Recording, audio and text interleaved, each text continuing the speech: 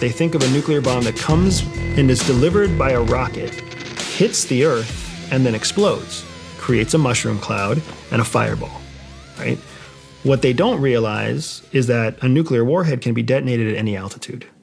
In combat, the first way that we would use a nuclear weapon is as an EMP.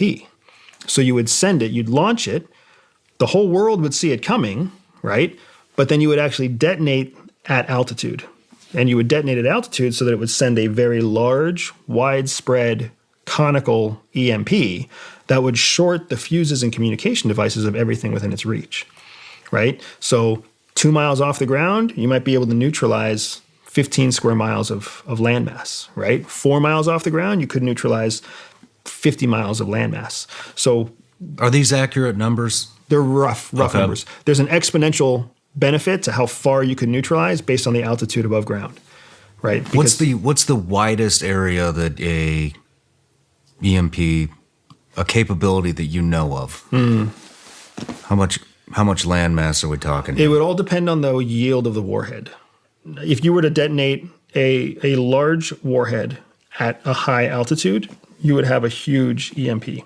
In a large-scale conflict, a modern-day conflict, you would expect to see cyber warfare to help jam signals, followed by some kind of EMP blast. A cyber attack, and something many have never heard of. Electromagnetic pulse attack, which would literally destroy the country's capacity to function. To destroy the software and to destroy the hardware that would carry the software, assuming they could ever fix the cyber attack. And then you'd basically have neutralized command, communications, and relay capabilities. And then you would move in with your attacking force. Watch cable all day. Meanwhile, watch out. China's cyber army is on the attack. President Matthew Koenig. Matt, what are they up to? Well, Brian, it's good to be on the show. And unfortunately, China's preparing for war with the United States. Got hit with an EMP, there would be no vehicles, no electric, no communications, no radio, no nothing. Not if it's modern. You're exactly right. Because an EMP would short the circuitry. So anything that's got a smart chip, modern day cars, cell phones, all that stuff would be neutralized. Your old school Chevelle should still be good to go, but your Tesla would not go anywhere. It'd be a brick, right? Yeah, if we were to be hit by an EMP, that's essentially how it would work. What we're talking about here is two different amplifiers. One, if it's nationwide, then you don't have, Houston able to help out Louisiana as an example. Then we have to count on France. And then also we're talking about something longer than a couple days. If this happens 6 to 9 months, then again, it amplifies it, 1,000 to 1,000,000-fold. And so if we truly have an outage that is nationwide, that lasts 9 months, the EMP Commission, which is a commission that was mandated by U.S. Congress, and it has much more authority and better funding than a congressional committee. They found that as many as 90% of Americans would die. So it really becomes almost zombie apocalypse, and it's horrific because we think about loosening the rule of law. And so we have George Carlin, a clip from, one of his comedy tours in a movie. And he says, you can't count on the police or the National Guard. They'll be at home protecting their own family. And that's exactly true. I don't think people realize how much chaos and how miserable it will become when the power grid goes down. And just, I've known this is coming for a long time. I had a very particular type of property that I was looking for because I was thinking about the grid and what's going to happen when it does go down, because I knew early on how vulnerable it was. I didn't realize it was this vulnerable. And we looked for a place that was way out in the middle of nowhere. It had to have a water source, because when the grid goes down, there goes your water, there goes your medical, there goes your food, everything. It's gone. There goes the police, there goes communications. You think you're going to talk to your elderly parents? Nope. That's over. The EMP commission was staffed by the smartest scientists and, electromagnetic pulse physicists, in the world. And they're making conjectures about, but think about the municipal water system. The municipal water system is 100% dependent upon the grid. So I visited in Highland Park in Dallas a system there and had the top engineer walk me through some of it. And I said, well, what's your power source? They said, the grid. I said, any backup for that? No, we thought about some backup generators a few years ago. It would have cost $5 million, and we dismissed that idea. There's literally nothing, which is going to nothing. There are no supply chains. There is no water. There is no food. There is no fuel. Everything that you have come to know, all the both luxuries and necessities in life, are fueled by the power grid. And that's going to create chaos, because when people get hungry and they get thirsty and desperation sets in, there's no more friends, there's no more communities. People are going to do whatever they need to do to enable their families and themselves survive. And it's just going to be mass, not really rioting, chaos in the streets. Nobody's coming. There is nobody coming. How are they going to fuel helicopters to bring supplies in? They're not. There's an expression that's utilized among this grid warrior community, which is there's no cavalry to come, and you can't count on the cavalry. And so let me also mention, even if you had some backup generators, and some people, some institutions like hospitals or apartments might have backup generators, but then how much diesel supply do you have? And then sometimes it's 3 days, sometimes it's a day and a half, maybe it might be 30 days, but then your diesel's not going to be delivered, because there's going to be chaos. And therefore, that's what causes, the problems. And people think that, oh, I've got, this backup generator, or, the power guys, from the electric utilities will come out and fix all this. Well, how about if the transformer and these high voltage transformers that we talk about in the film that are, hundreds of tons each, are made mostly in South Korea, Germany, and some in China. And that's a big part of our movie that we talk about, is they can't be replaced without there being an enormous backlog. And it will take, potentially right now, the backlog has gone from 2 years to over 5 years from what we understand, because what's happened in the Ukraine, the Russians have gone after the Ukrainian power grid, and they've wiped out a number of transformers. North Korea claiming it successfully tested a new medium-range ballistic missile capable of carrying a nuclear warhead. That is bad news. A preliminary assessment by the U.S. military says the KN-17 missile in the air for 30 minutes. It splashed down about 60 miles south of Russia's Vladivostok region, roughly 250 miles from Japan. And joining us now to assess the latest North Korean provocations, the potential of an electromagnetic pulse, or EMP, attack on this country. Joining us tonight, Dr. Peter Fry, the Executive Director of the Task Force on National and Homeland Security, the Chief of Staff of the Congressional EMP Commission. And it is great to have you with us, Peter. This is deeply alarming because this now makes it pretty clear that North Korea is almost within reach of Japan and perhaps as well, with some success, the United States itself, or at least some of our territories. Thank you for having me, Lou. Yes, it does indicate that. Indeed, their current missiles can already reach Japan and South Korea. We talked last week about they can pose a satellite threat to the United States. Are we absolutely convinced that they are working toward an EMP attack? How certain are you? We talked last time about 2 satellites held by North Korea that have been put up by North Korea that are going around the globe at the perfect altitude to carry out an EMP attack. How certain are you? What is your level of confidence? Well, the EMP Commission has high confidence that this is part of the North Korean game plan. In addition to this most recent test, which, by the way, it was launched on a trajectory consistent with practicing for EMP, because this missile was not launched for range. It was launched for altitude. Right. So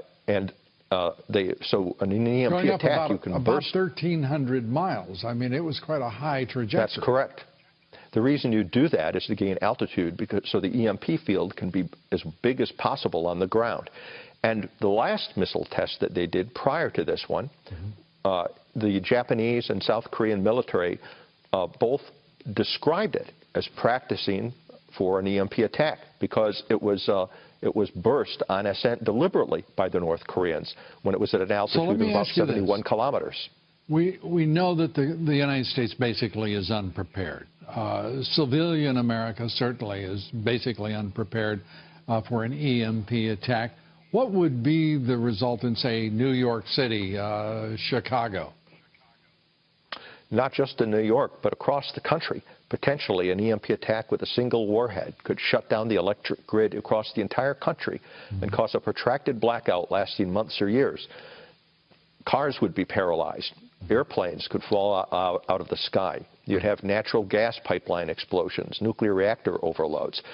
And worst of all, if you had a protracted blackout, it would be a serious threat to the survival of the American people. We only have enough food to feed people in this country for 30 days. No, but I was taking New York or Chicago particularly as an example of the big cities across the country that would be absolutely devastated, because there's very little in the way of stored food and resources.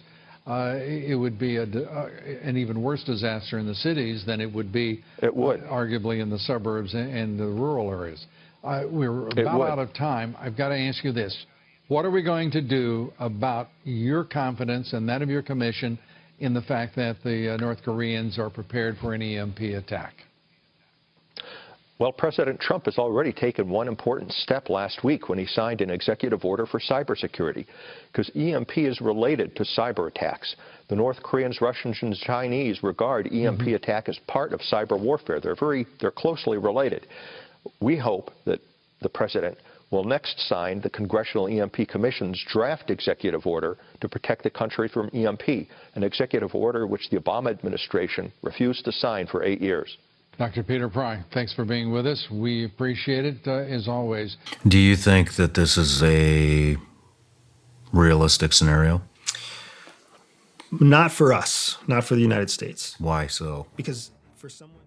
Describe what it would mean from the Army's perspective to win in a war with China, or as General Milley put it, to achieve a decisive outcome?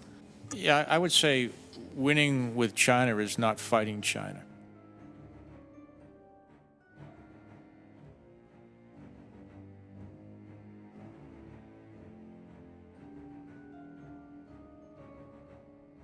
Vladimir Putin is becoming embarrassed and pushed into a corner. And I wonder, Mr. President, what you would say to him if he is considering using chemical or tactical nuclear weapons. Don't.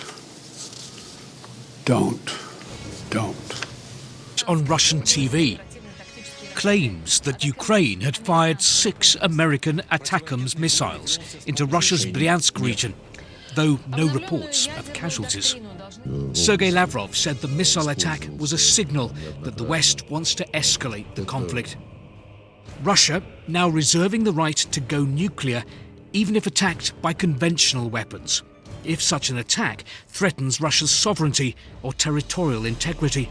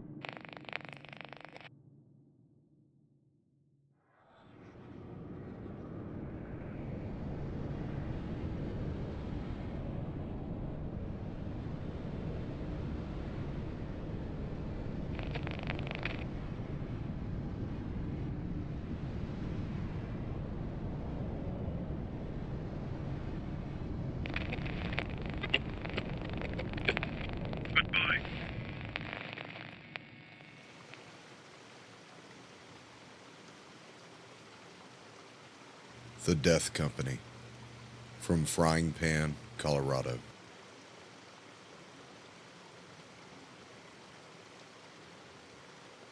Shouts of formation were being echoed around the encampment. All were ordered to attend this meeting. Even the sentry guards were pulled in to include the recall of the roving recon units, who were trying to find any path that was unknown to the command structure that could lead the enemy into their predestined ambush spot. Working party teams were halted from their task of finishing up last-minute fortifications. Others were drilling the men in small unit movements and conducting mock attacks, while others were fortifying egress points. The idea was to conduct a near and far ambush to kill as many of the foe as possible while trapping the rest of the convoy. Leaders were finalizing the rehearsals and special tasks. Not a man was standing easy. The encampment was their fortification, and the fortification was needed for the ambush. This is the story of the Death Company and the 300 men who had volunteered for a suicide mission.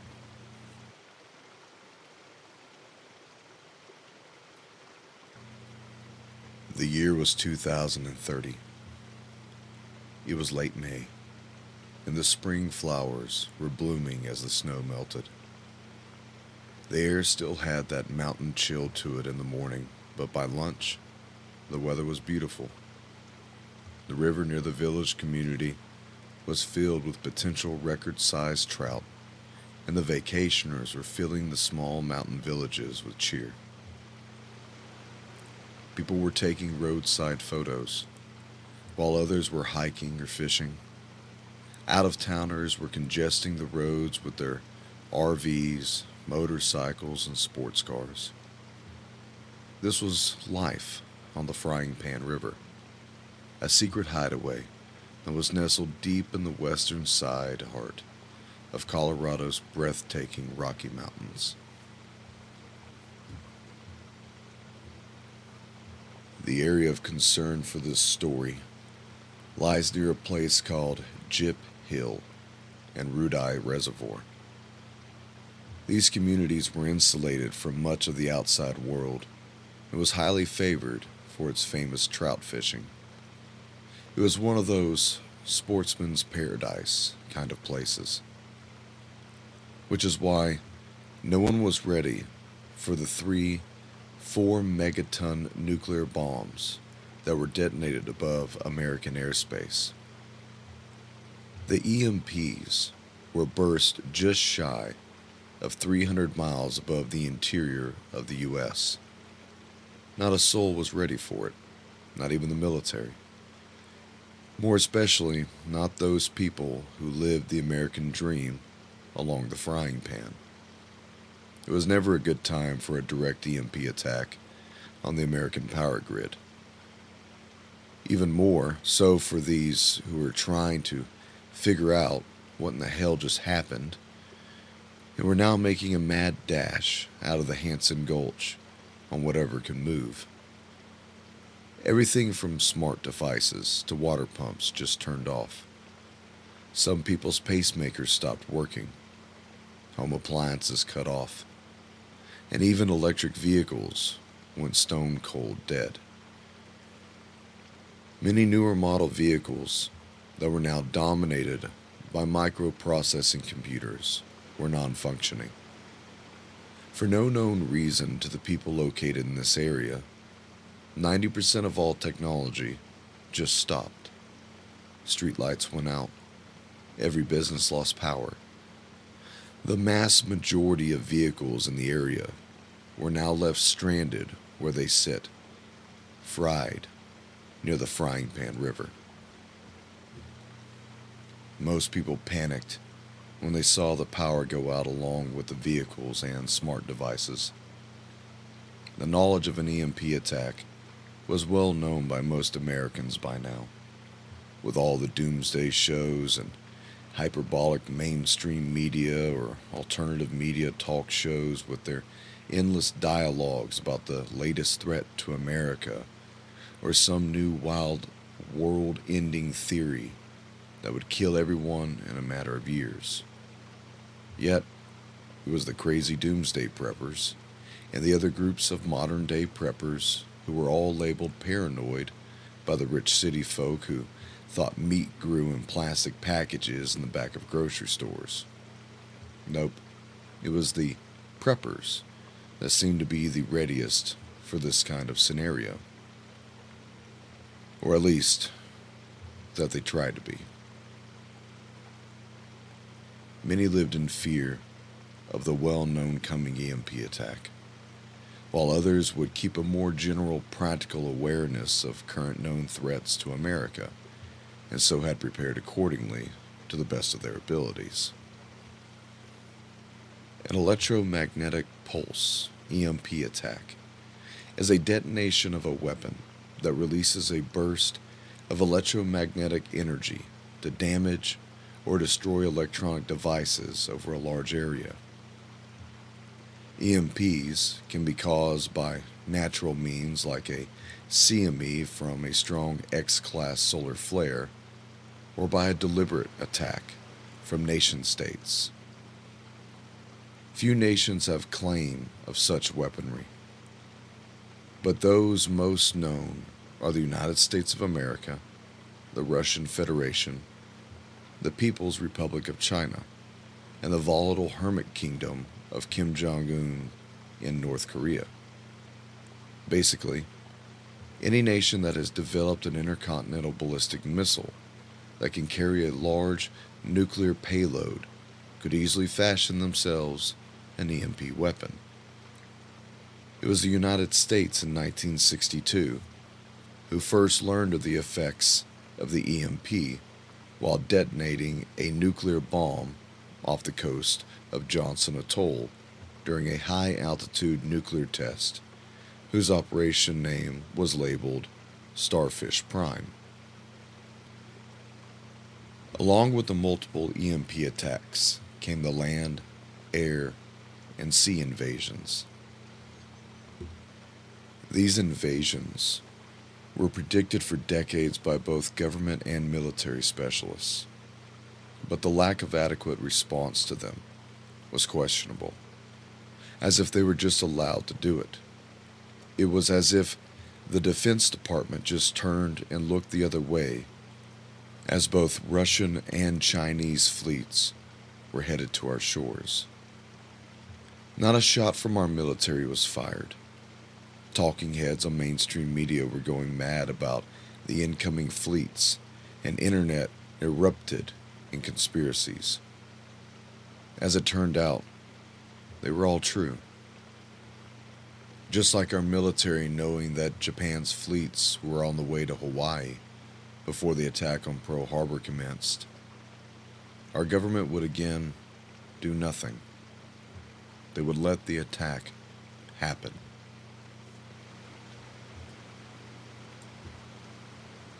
May 20th, Easter weekend. 2 North Korean satellites carrying weapons-grade low-yield nuclear payloads explode over Nevada and Ohio. The theory here was that America had next-generation hypersonic aircraft that could easily annihilate these 2 incoming fleets.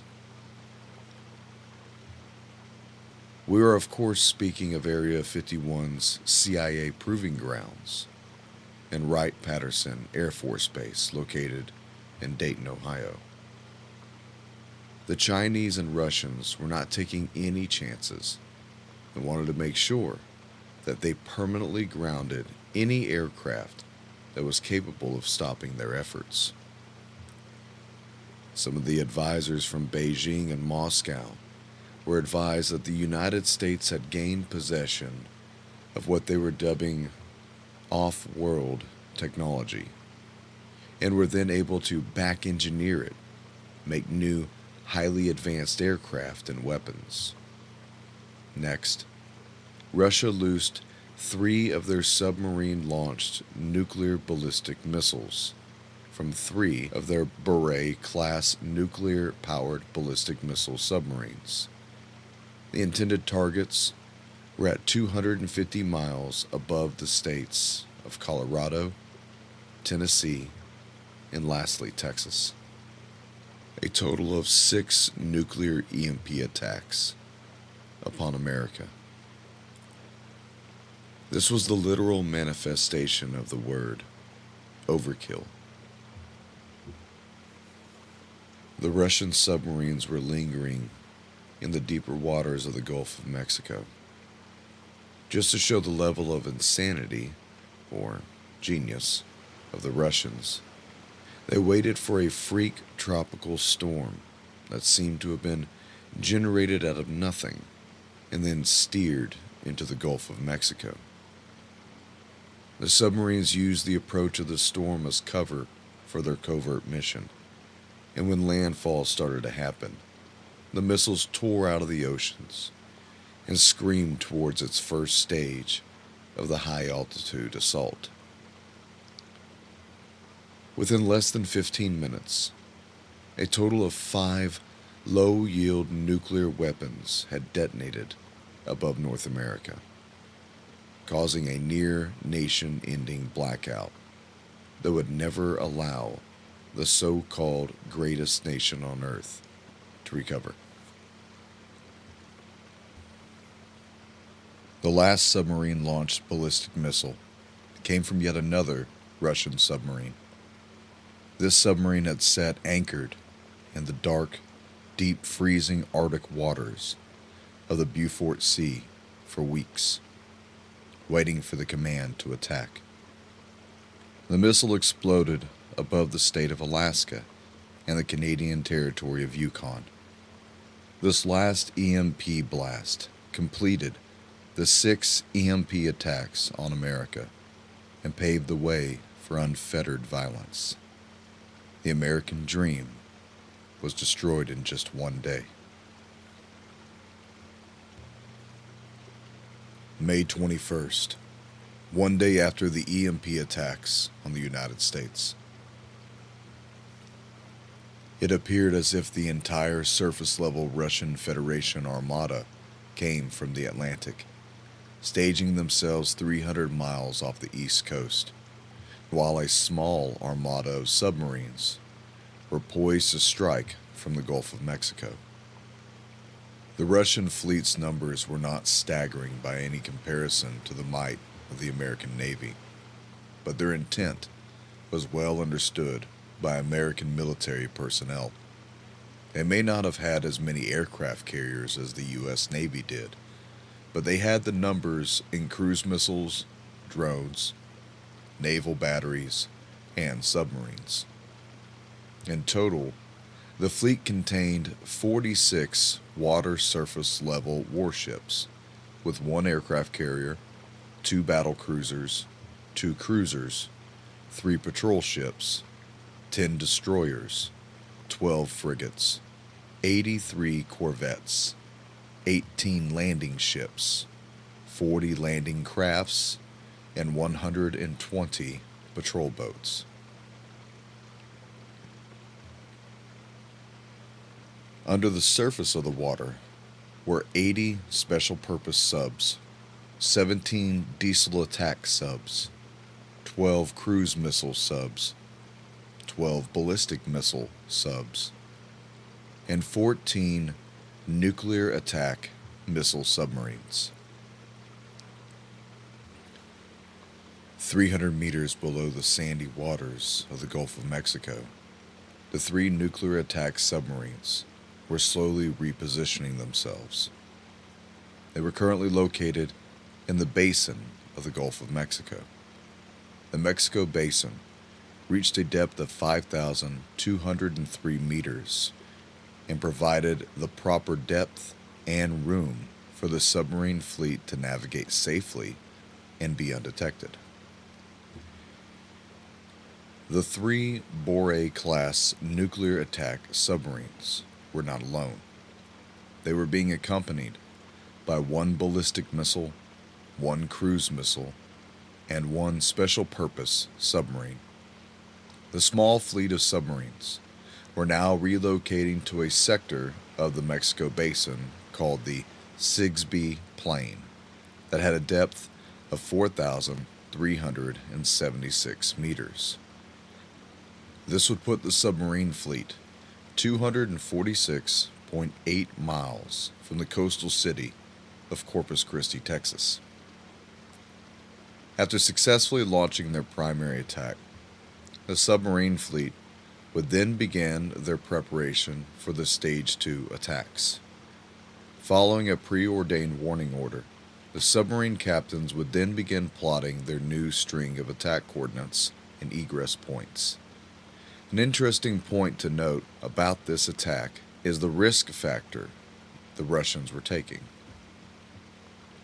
The Boré-class nuclear attack submarines had the capability to launch an ICBM from the nation of Morocco, which was located over 5,000 miles away.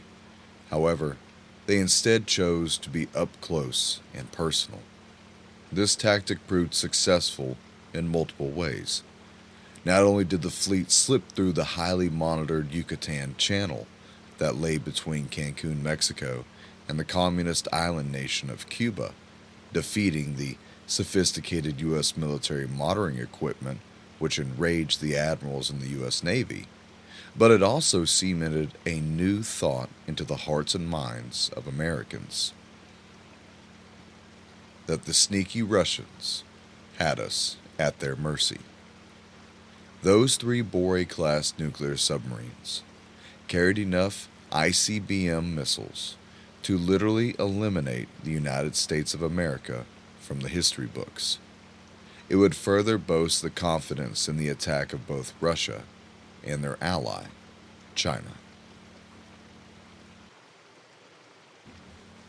The Russian submarine captains had their sights on the lifeblood of American industry, oil.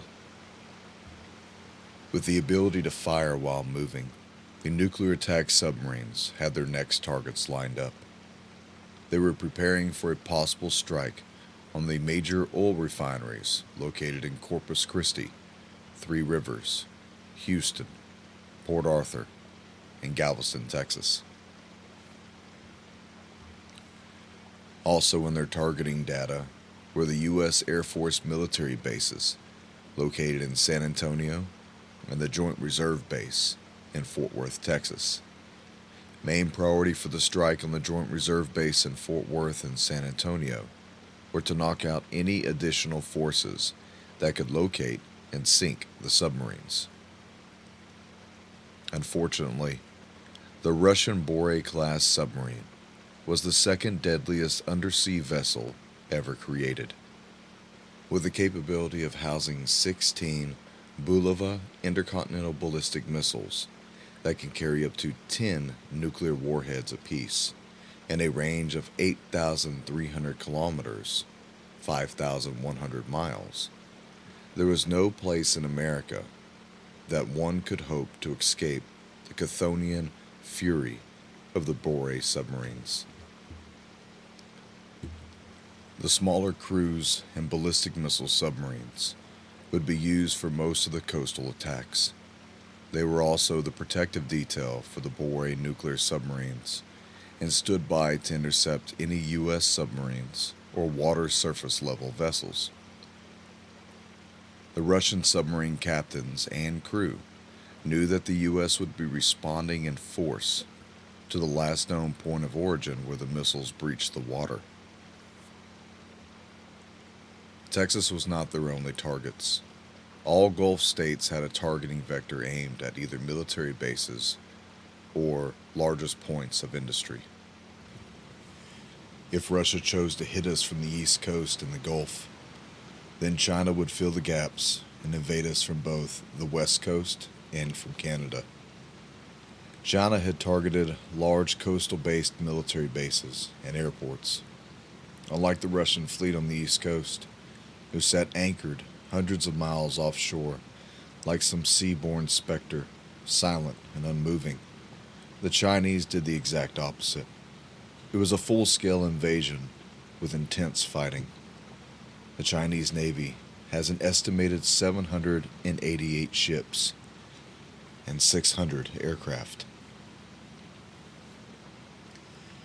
The grand total of vessels was divided into 3 carrier battle groups.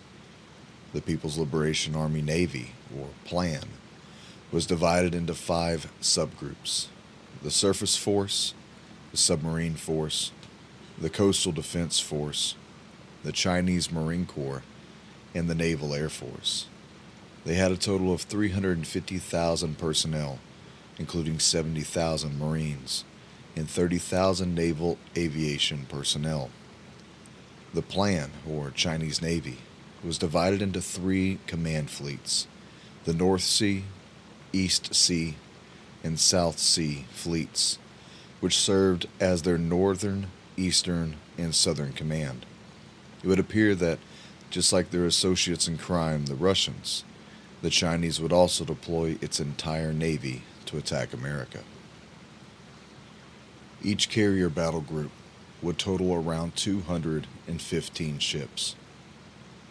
They included the main command vessel, the aircraft carrier, 1 helicopter landing dock vessel, 4 amphibious transport docks that can land expeditionary warfare forces, to include ground troops and helicopters, 5 gunboats that were used for close quarters fighting and helped to protect the battle group, 8 submarine hunter vessels that would defend the battle group against any submarine attacks, 10 tank transport ships, better known as LSTs or landing ship tanks, 11 amphibious troop land ships, 20 destroyers that will protect the carrier battle group from a wide variety of threats, 20 frigates that will provide surface-to-air missile support and anti-submarine operations, 25 corvettes that would be used for fast attack and missile boat craft, 50 small missile cutters that are armed with anti-ship missiles and electronic countermeasure capabilities, and 23 naval support craft that provides various roles from radio communications, electronic warfare, medical aid, firefighting ships, missile and satellite monitoring platforms, repair craft, and extra transport craft for the PLA Marines. July 4th, 0500 hours.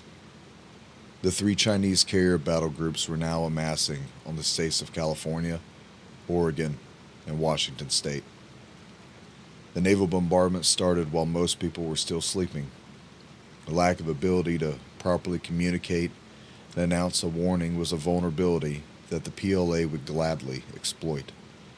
In a matter of hours, the Chinese literally annihilated all large-scale military bases, most especially Air Force, Marine, and Army bases. Aerial bombardment was designated for the Marine Corps' bases by suicide bomber drone planes. These were retrofitted earlier generation MiG fighter jets that were re-engineered to be flown like man-operated drones by some pilot 1,000 miles away. They were loaded with small-yield atom bombs and were hurled kamikaze style at the mighty Marines.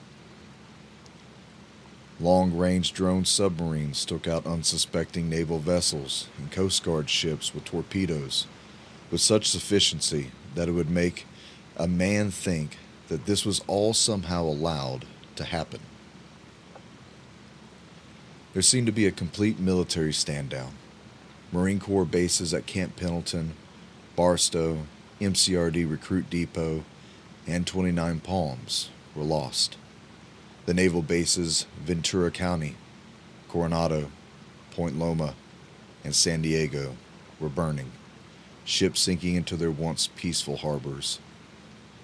The Army installations at Fort Hunter Liggett, Fort Irwin, Camp Cook, Camp Roberts, Camp Luis Obispo, and Joint Base Lewis McChord were pounded until not a building stood. Unless they were on leave, deployed, or off base that morning, few Marine soldiers or sailors survived this attack.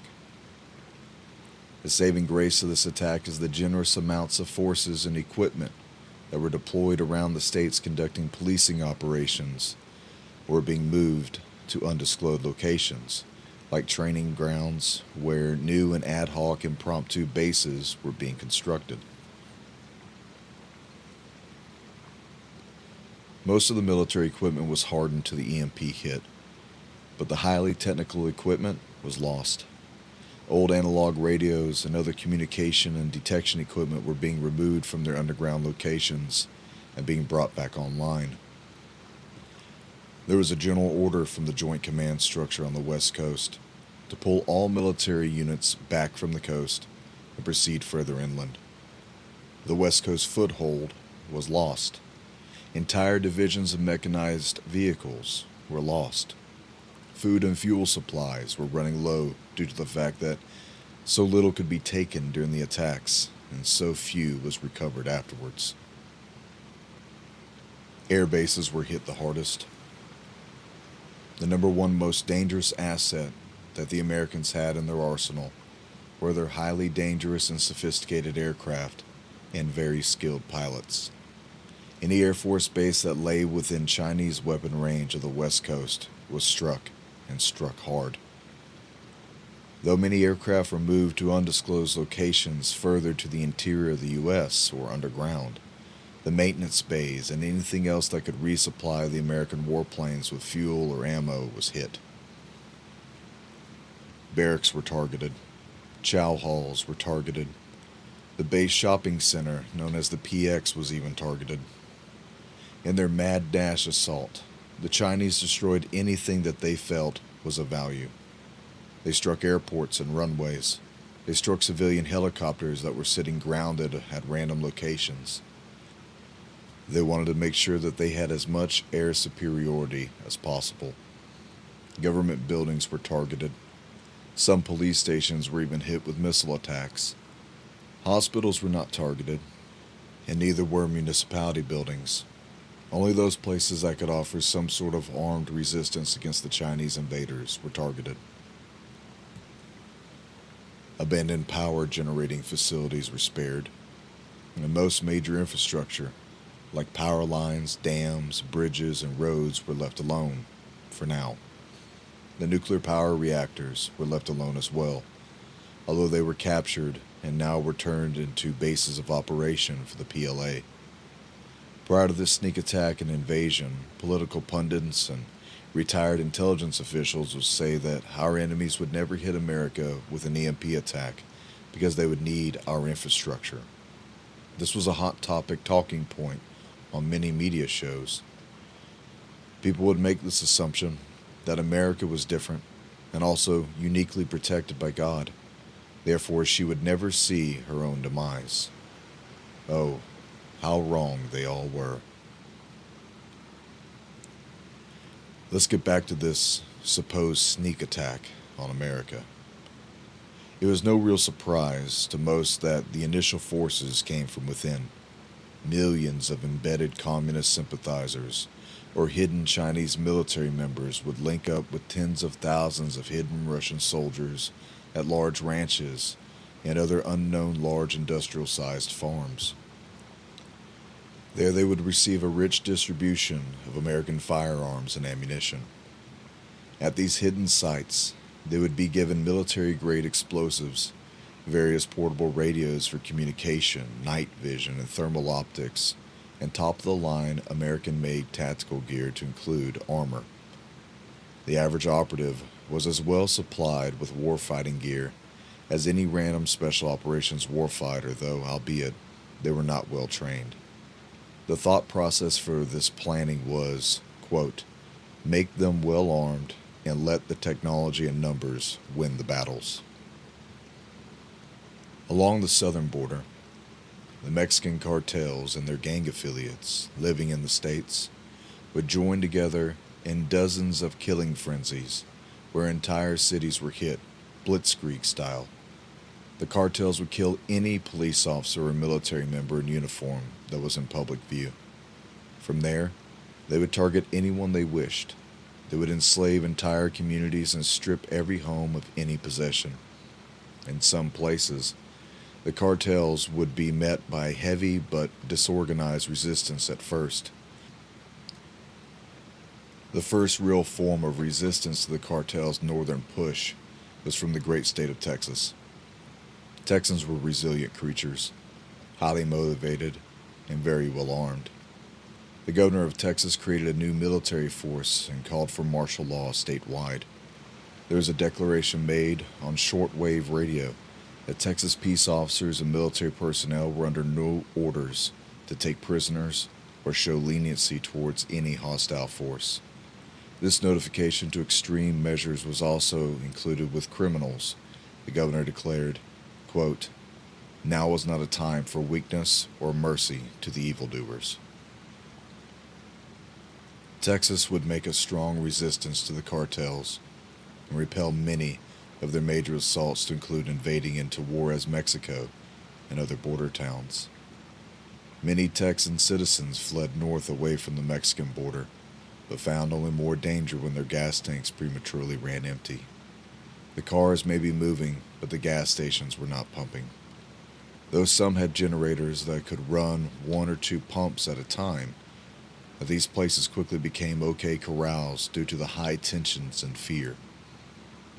The Texas Department of Public Safety would outright ban the selling of gas to people who were considered non-essential to the defense of the state. This act alone turned many patriotic Texans against their own government and its defenders. No matter the attempt to maintain control while keeping law and order, when people were considered non-essentials and were limited to things they needed to maintain their own livelihood, well, people got offended awfully quickly about it, especially Texans. As to date, Texas has been completely invaded and is an open state of rebellion and guerrilla warfare. The combined efforts of the Mexican military, federal police forces, drug cartels, and their allies with a sum total of nearly 806,000 fighters proved too much for the Texas Defense Forces. The Mexican invasion forces were plussed up by 200,000 migrant refugees from South America who had agreed to fight for fresh food and new citizenship rights. The Central American countries of Honduras, Guatemala, and El Salvador also joined in the fray and sent their active duty military to join the northern push with Mexico. Strategic implementation of chemical and biological warfare proved too much for the military who was already staged on the border. The bad news about losing Texas only got worse when the underground American intelligence groups caught wind that the entire force of South America had allied themselves with China and Russia. This was turning into a BRICS nation's invasion force. Soon the total force that would meet to join the Mexican and Central American forces would reach a staggering number of 4,906,947 personnel. This force would be used to maintain a permanent occupation force that would span from California to Texas. It seemed that every state had the ability to produce some malevolent large force of enemy mobile infantry. The forces were personnel and Hispanic criminal gangs. Every force was equipped with some form of artillery, tracked vehicles, tanks, and various troop-carrying vehicles, as if they dug from China to the U.S. and brought their armies with them. Speculations were that the Chinese farms were the recipients of these warfighting vehicles. Rumors were being spread on the AM shortwave stations by ham radio operators that the years of seeing military vehicles carted around on railroad cars were apparently not to just shuffle equipment from one base to another, and that many of these vehicles found their ways into the hands of Chinese military members who staged them either underground or in large warehouses located on the farms. One situation report that came from the 10th Special Forces Group that had hidden themselves between mountain passes somewhere near the slopes of Cheyenne Mountain and confirmed that one of their squads observed a miles-long paramilitary convoy coming out of Denver that was a combination of violent migrants and Mexican gangs who fell in with Chinese and Russian troops that were now traveling southbound to hit the Army base at Fort Carson. The 10th group also passed along that they had destroyed the interstate of I-25 with indirect fire. They noted that it won't stop the convoy's approach, but it should slow them down enough to give the other intercepting units time to muster for a hasty ambush on the convoy. The 10th Group's salute report was written down by our radio operators, who then relayed it to us. They were using an unencrypted radio channel. Our men, who were tasked with scanning the stations, were just lucky enough to hear the chatter. Red Cloud, this is Wendigo 3. Stand by for salute report. Red Cloud is standing by, send your traffic. Sierra, 500 or more full wagons. Alpha, large slow convoy headed southbound on I-25. Lima, South Denver. Uniform, Vaqueros and Dragons. Tango, 0825 hours. Echo, bows and arrows, break. Cannons, break. Final remarks. Convoy is 3 lanes wide, break. Have Wendigo 1 hit the 25 with IDF to slow the convoy's approach, break. Last remark. My God, where the hell did they come from? It's like the whole city came to fight. Wendigo 3 to Red Cloud. Salute report complete. How copy over? June 11th, Fryingpan, Colorado. The death company was headed south, following Highway 82. There, they would make their last stand at Snowmass Village. Snowmass was a skiing resort town that looked like a picturesque Christmas Hallmark greeting card. They were in the rural municipality of Pitkin County that had a population of just barely 3,000 people.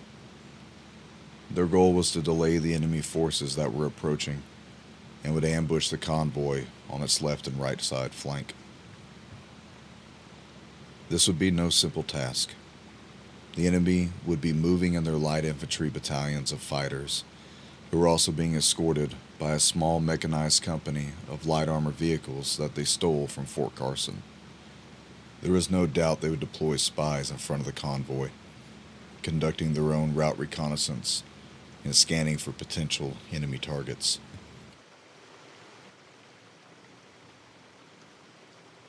12 miles behind the 300 were 8 more towns and villages that were being evacuated through the countryside and up into protective mountainous hideaways. As far as anyone knew, the enemy had no combat air assets yet. The people would be heading to the Basalt Mountain, where the rumor of an old Soviet war-era bunker was to be located. The bunker was decommissioned dozens of years after the Cold War was over and might be the best place of refuge for the 8 communities. Even now, messengers were being sent to all communities to come and join the 300 in their ambush and help fight off the foreign invaders. A letter was sent with a location of where to meet and a modest request: come as you are. The order for attention was given to the company. Attention! The company snapped back into that old military discipline, bodies locked in the position of attention with heads and shoulders locked forward, awaiting the arrival of their company commander. Stand at ease, men, the chaplain said as he passed by the company banner, an old black flag with a skull and crossbones, Jolly Roger painted on it, with 2 large red crosses to either side of the piratical symbol. It was a hastily made banner that was produced by some of the younger veterans in the group, but it symbolized the intent of the company. They had met with full intention to fight and die so that others may live. What is the opposite of fear? The chaplain cordially asked the men below him. The chaplain was standing on a large boulder that overlooked the assembled formation of the 300. He was being closely guarded by his protection detail, who had helped him up upon the boulder. He was flanked by his fellow commanders, who accompanied him. These were the 6 officers that were in charge of the 6 platoons that made up their fighting force, who now stood in a modified formation below. I recall a story of the Spartans during Thermopylae. A veteran platoon commander asked his younger fellow Spartans, "What is the opposite of fear?" This man was a rarity for their lot because he was both scholar and philosopher.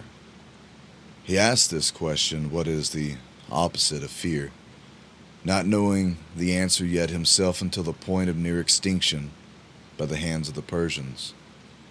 He was answered by the younger Spartiate warriors with replies of, the opposite of fear must be courage, or honor, or work. For the old Spartan proverb says, as many of you have heard me repeat before you multiple times now, that war is work. There is no mistaking that fact to you men here and now. You veterans know more than any other that work that is put into these mean crafts of warfare.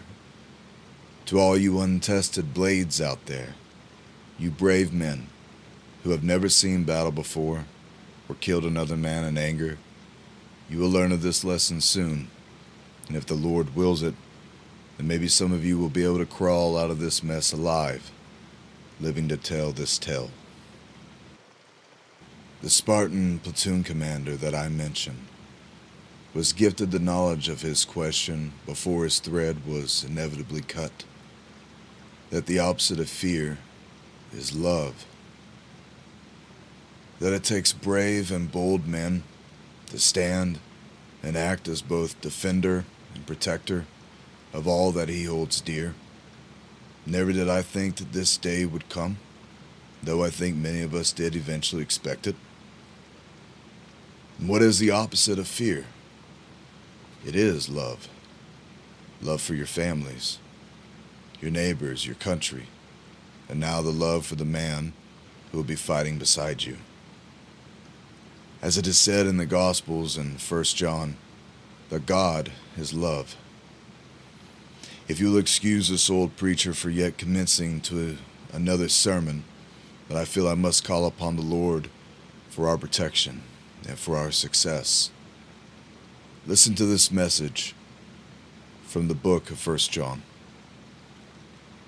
Beloved, let us unselfishly love and seek the best for one another, for love is from God, and everyone who loves others is born of God and knows God through personal experience. The one who does not love has not become acquainted with God, does not and never did know him. For God is love. He is the originator of love, and it is an enduring attribute of his nature. By this, the love of God was displayed in us, in that God has sent his one and only begotten Son, the one who is truly unique, the only one of his kind, into the world, so that we might live through him. In this love, not that we loved God, but that he loved us and sent his Son to be the propitiation, that is, the atoning sacrifice, and the satisfying offer for our sins, fulfilling God's requirement for justice against sin and placating his wrath. Beloved, if God so loved us in this incredible way, we also ought to love one another. No one has seen God at any time, but if we love one another with unselfish concern, God abides in us, and his love, the love that is his essence, abides in us and is completed and perfected in us. By this we know with confident assurance that we abide in him and he in us, because he has given to us his Holy Spirit.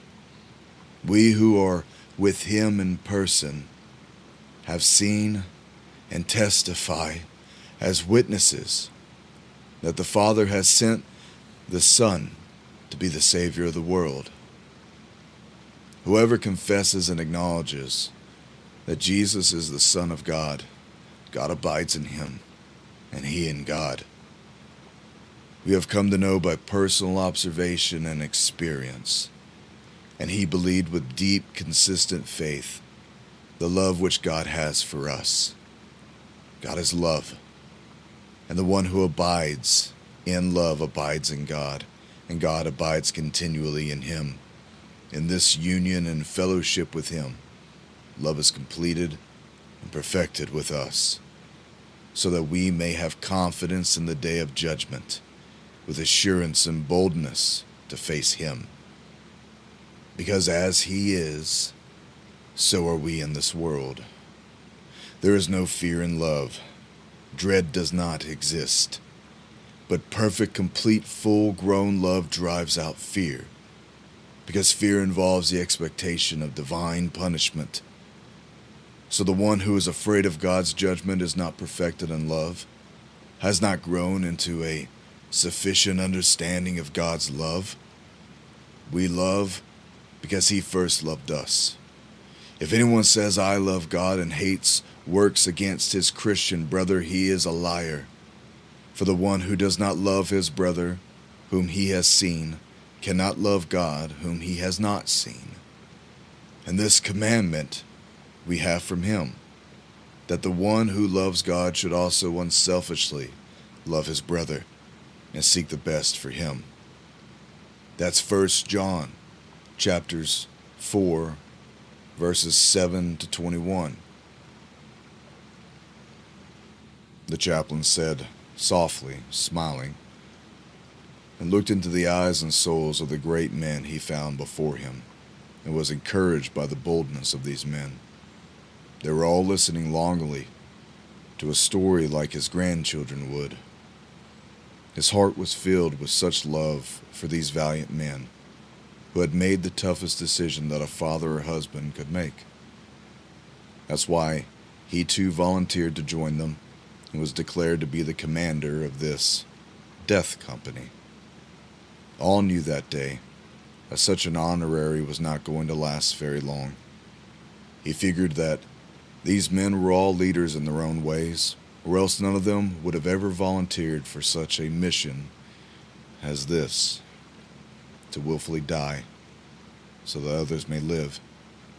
A posting so dreadful that many others stared down at the ground in quiet shame when the village leaders proposed it. We are unfortunately in the path of a horrendous foe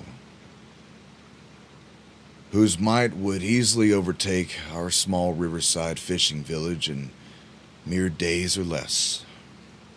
We have learned from our new friends, the chaplain gestured toward a team of U.S. Army Special Forces members, that these Chinese and Russian troops combined are not only well equipped and heavily manned, but had spared no other cities or towns that were in their path previously. None were spared, gentlemen. They killed our neighbors or took some for slaves or worse. However, these messengers got word to us just days before now, and we have had a limited time to formulate a plan. We cannot match these villains by force. We do not possess the same capabilities, and we are limited on ammunitions. So the question was posed, do we fight or run? Those were the words written on the whiteboard at the village council meeting at the town square. The formation grew silent, and all men stared intently forward now. Most of their community were retirees, and their families who came from them grew up there, and most had never left. Some of those who did leave the village so that they may experience the rest of the world had made their way back home to the Fryingpan and were now being called into service by their community. During that town meeting, the old chaplain, who was a preacher in the community, had made a proposal for a plan by telling a story of the last stand that the Greek hoplites made at Thermopylae. At first, the story was not well received, but soon men started to step forward, but not many, not enough for the defense of the village. The old chaplain stepped forward then and made another announcement as he slowly climbed onto a park bench and took a glance at the crowd. It seemed as though the entire town was present. He boldly called on any man who served previously in the wars and wished to join him again as brothers in arms to step forward and be recognized. Many men were inspired by this gesture from such an old graybeard, a man who had easily seen more than 60 summers, but still kept that esprit de corps in him. The chaplain began again. I will not lie to you, brothers. Tomorrow we will meet the enemy, and we will most certainly die. But what is our sacrifice for? It is so that others may live, so that we may inspire them to take arms and be brave. In our efforts of this sacrifice, we are taught again about the love from our Lord Jesus. In the book of John, in chapter 15, verse 13, it says, "Greater love has no one than this, than to lay down one's life for his friends." And in 1 John 4:19, we love him because he first loved us. We learned in 1 John chapter 4, Verse 10, in this love, not that we loved God, but that he loved us and sent us his Son to be the propitiation for our sins. So, what we do tomorrow, we do as an example to others, not only in our own community, but to others that will hear of this fight and choose to fight against the wickedness of evil men. Let our example here also show them of our faith in Christ, just as the Spartans who marched out to Thermopylae thousands of years ago to fight and die for the ones they loved, just like those brave men who stood in defiance of tyranny, that their sacrifices would be a rallying cry to the rest of Greece, to join with them in the spirit of defense and self-preservation. We too shall join them in that historic honor, in our efforts and in our death to do the same. May we die now for one another as Christ died for us. May we fight for one another as he fought for us. For Jesus came first as the Lamb to redeem us and to teach us of the true love of the Father God. Soon he will return back to us to save us once more as the Lion of Judah and as the righteous judge of the whole earth, as the King of heaven and commander of the angelic host. Oh, what a sight that will be to see, my brothers.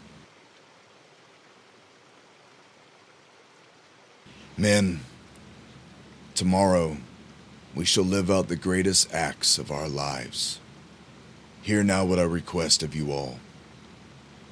First and foremost, you are to encourage, strengthen, and comfort one another as battle brothers. Remember that this fight is the Lord's.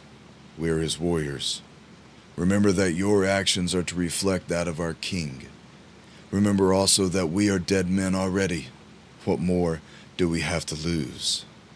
For tomorrow we gain so much more. Remember, brothers, that war is work. Go about this fight the same as we have any other great battle or muddy brawl in our history. Take no unnecessary risks, but also don't hold back your efforts to repel the enemy. Fight fiercely, but not recklessly. Fight for one another. Any man seen mistreating the enemy by giving them more than the swift death they deserve will be accountable for it, by me.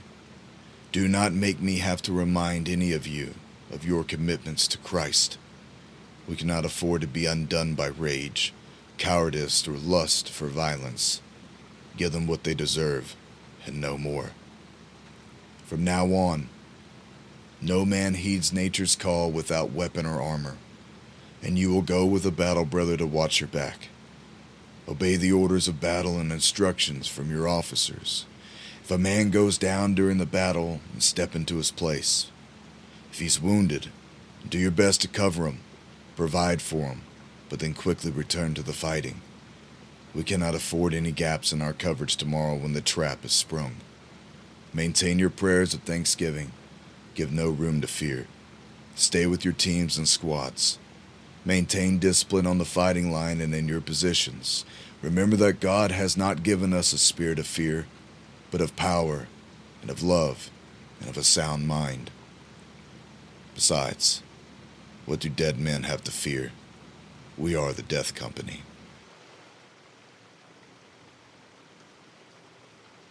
A ghoulish laugh came from amongst the company then. The grizzled chaplain leaned upon his long-handled axe and then pushed himself up straight, bracing his broken, worn-torn body and adjusting his slung rifle. Is that not what someone called us? The Death Company? All those tough guys and play actors who never showed up for this muster. Their sarcasm bears no weight on real men. For many were called, but few were chosen. Few would show up for the fight, especially this one. I will echo the remarks of Leonidas, king of the Spartans, that may our sacrifice tomorrow inspire those who are fleeing to shelter to perform even greater acts of valor later when this enemy finally meets them face to face. May those who laughed at this suicide mission be inspired to defend the families and loved ones that we left behind 2 days ago. Each man here, like me, has wife and children, and I understand and bear your grief. But for now, push that away, because it is irrelevant. Even if we tried to flee, this enemy would catch us on the run. They would gun us down on a battlefield that is not of our choosing. With that in mind, sell your lives dearly, so that our dear ones may reach safety and live. The chaplain then gestured to both the Guardian Angel Overwatch teams, to their team leaders that were adjacent to his right and behind him. They were all former snipers of various ranks, units, ages, and who had all served in various wars or battles. They were joined by big game hunters with their assortment of hunting rifles to help plus up their numbers. They made their way into their positions to scan the fields, wood lines, and highway in case any enemy scouts or ambushes were approaching.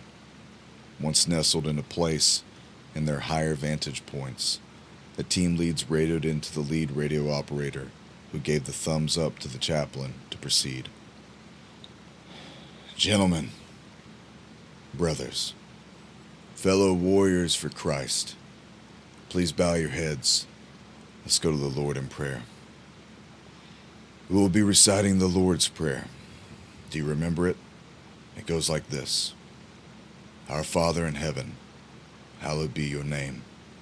Your kingdom come, your will be done on earth as it is in heaven. Give us this day our daily bread, and forgive us our debts as we forgive our debtors. And do not lead us into temptation, but deliver us from the evil. For yours is the kingdom and the power and the glory forever. Amen.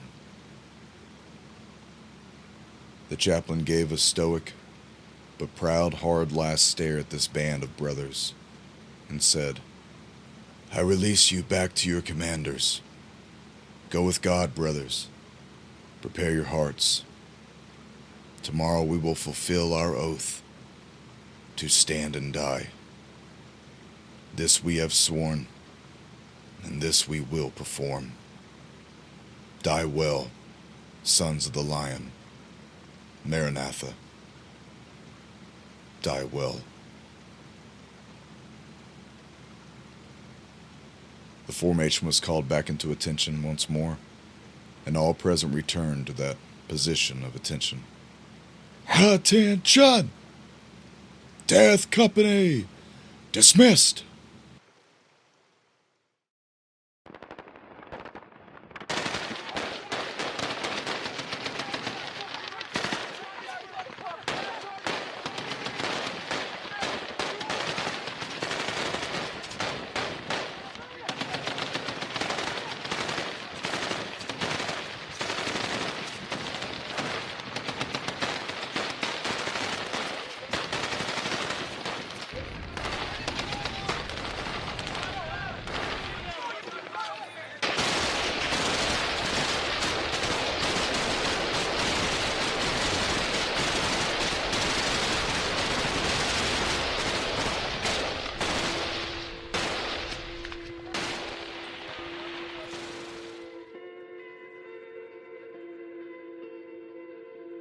As a thank you to all of our Patreon subscribers, I am now giving this gift to you. The Patreon, with the best idea of what happened to the Death Company, will have the remarks guide the narrating of the sequel. I have began the story. It is up to you now to decide where it goes from here. Enjoy, and thank you all for your support. God be with you.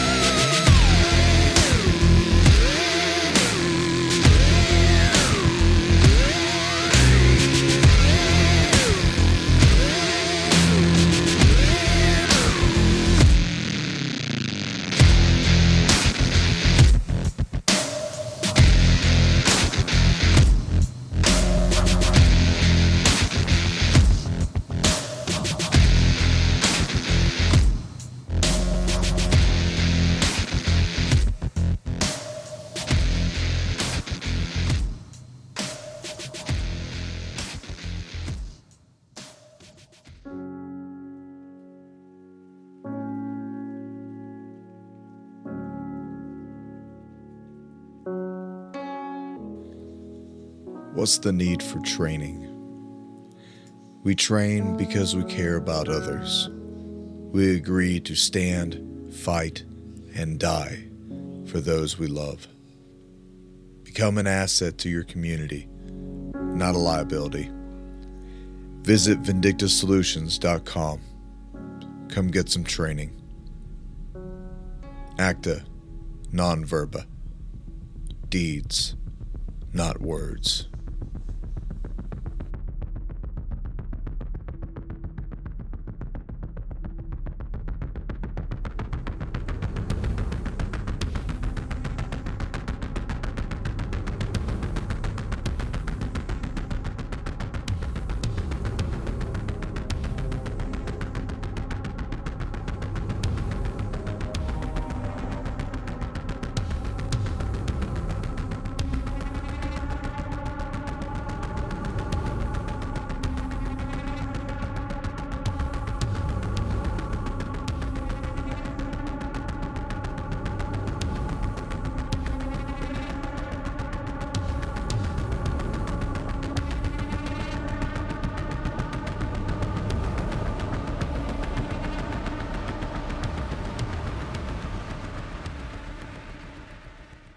Hey, I'm Dan Lyons and I'm a personal trainer. I'm here to help patriots understand why they have trouble losing weight. See, the globalists use specific chemicals in our foods, and these chemicals do two things. Number one, these chemicals destroy our ability to create cellular energy from the food that we eat. So this means now we're eating food and we're storing that food as body fat instead of burning that food for fuel. And number two, these chemicals destroy fatty acid beta oxidation, which is your body's own mechanism of burning body fat. So this is why everyone has trouble losing weight. Do you remember how easy it was for you to lose weight when you were in your early 20s? What if I told you that you could get that back? I put together a comprehensive online nutrition course for patriots who want to fix their metabolism and start losing weight again. The course comes with 13 interactive lessons, an optional graded final exam, 4 downloadable guides, all to help you make better choices while shopping, 1 beginner sample workout to get you started on your exercise program, a 20-minute abdominal and core workout video, along with much more. Throughout this course, you will have the opportunity to ask me questions and connect with other like-minded patriots. Reclaim your metabolism today. Have you been looking for a trusted long-term storable food company? We have a solution for you. Simply Clean Foods is dedicated to providing the best quality food you can buy next to fresh from a farmer's market.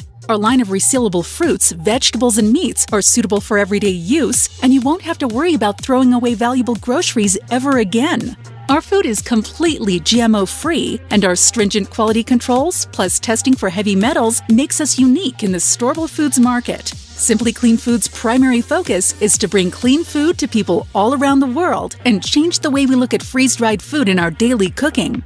When you purchase from simplycleanfoods.net, not only will you be receiving high-quality food, but you will also be supporting veterans in need across the country and those who are affected by natural disasters. Right now, Amazon Prime members will receive fast 2-day shipping. Go to simplycleanfoods.net. That's simplycleanfoods.net. But do it today. Klaus Schwab from the World Economic Forum has said, "You will own nothing and you will love it." And that's represented by what's going on across the planet today, where the economy of the world is in free fall, and nowhere is it more in evidence than with our own President Biden deliberately trying to sabotage what we have, access to food, other resources. So Americans are in a unique position, really for the first time in our history. We're going to have to provide for ourselves or subject ourselves to the whim of the government. Do you really trust a government to feed you that left 1,000 Americans behind enemy lines in Afghanistan? I don't think so. So where do you go? When you ask the question, who's the best prepper out there today? There's only one answer.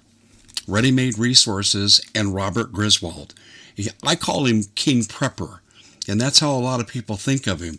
You have everything there you'd want, from night vision to storable food, how to prepare cooking in emergency situations, books and videos on how to prepare alternative energy, communication, first aid that you wouldn't think of, natural antibiotics, you name it, Bob has it. Now, here's the good thing about Bob Griswold that no one else does but him. You don't have to buy anything to talk to him. If you're not sure where to start with your preparation, no obligation phone call directly to Bob. You can talk to him for free. Most people will charge you an arm and a leg for a half-hour conversation. That's not Bob Griswold. He cares about helping America get prepared. Go to readymaderesources.com, or you can call the number directly at 800-627-3809. Again, that contact information, readymaderesources.com, for the best prepping outfit in the country, or call Bob Griswold directly, 800-627-3809.